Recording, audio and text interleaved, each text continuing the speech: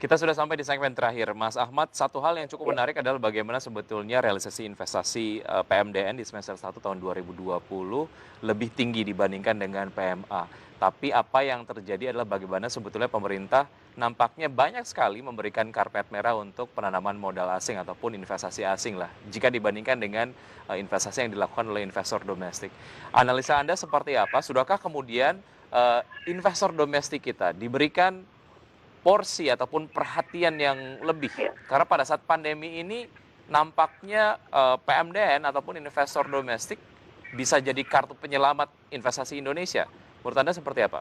Ya, betul. Jadi potensi investasi dalam negeri ini kan cukup banyak gitu ya. Kalau kita lihat eh, apa investor Indonesia yang berinvestasi di luar negeri kan juga banyak ya, baik itu investasi real maupun investasi portofolio. Nah, ini kan artinya Indonesia ya melalui investor-investornya ini kan juga cukup mampu sebenarnya atau sangat berpotensi untuk mengisi porsi investasi di dalam negeri seperti itu. Nah, sehingga inilah yang perlu disusun oleh pemerintah bagaimana kepastian gitu ya, kepastian berinvestasi di Indonesia, baik itu untuk investor dalam negeri maupun untuk investor asing.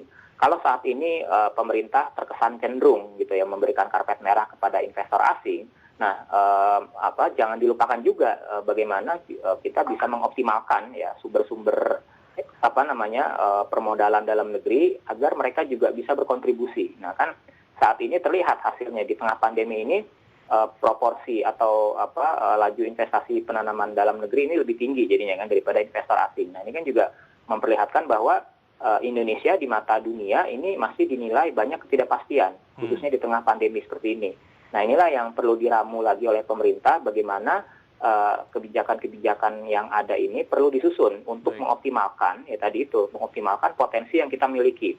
Saat ini banyak negara, khususnya di tengah pandemi ini, banyak negara yang memang dia mengandalkan sumber-sumber ekonomi domestiknya, baik itu sumber bahan baku, membangun rantai suplai di dalam negeri, dan mengandalkan pembiayaan dari dalam negeri sendiri. Baik. Nah, saya rasa harus juga berpikir ke arah sana juga seperti itu. Mas Ahmad, apakah ini terjadi hanya seasonal saja? Artinya hanya pada saat masa pandemi saja?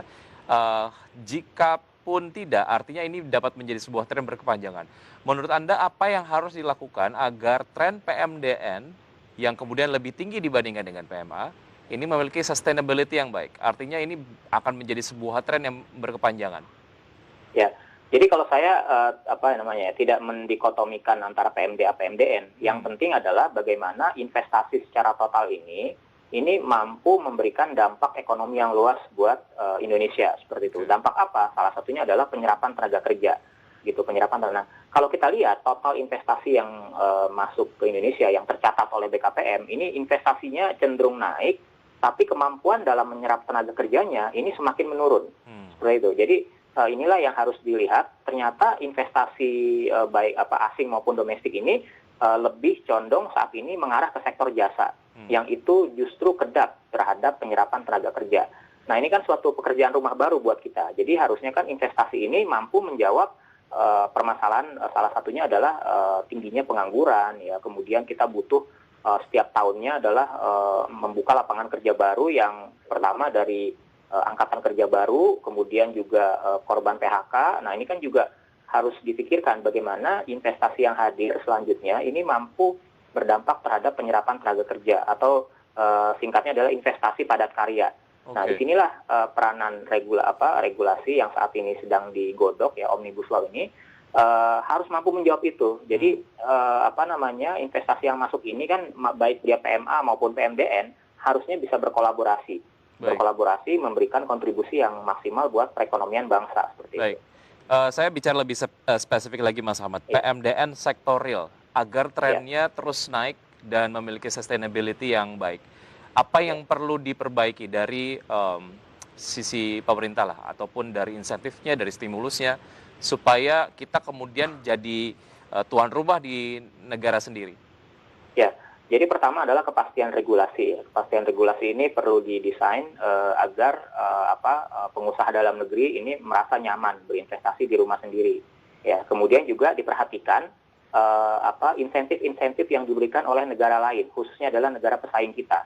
apa sih yang Vietnam berikan buat investornya, kemudian Malaysia berikan buat investornya. Nah, kita juga jangan mau kalah gitu, agar kita bisa mengoptimalkan sumber daya ekonomi kita agar memberikan kontribusi yang lebih besar buat perekonomian nasional seperti itu. Jadi strateginya adalah tadi kita mengintip lawan ya, dalam arti di sini kita kan mendatangkan investasi, ini kita kan bersaing dengan negara-negara, khususnya negara tetangga. Apa yang mereka berikan, apakah kemudahan perolehan lahan, apakah kebijakan fiskalnya, ataukah ketenaga kerjaannya, atau seperti apa. Nah, inilah yang coba kita pikirkan, apakah kita bisa memberikan sesuatu yang lebih dibanding negara lain memberikan kepada investornya. Nah, saya rasa ini menjadi hal penting juga ya. Selain juga kita tentunya harus mampu menurunkan ICOR ya.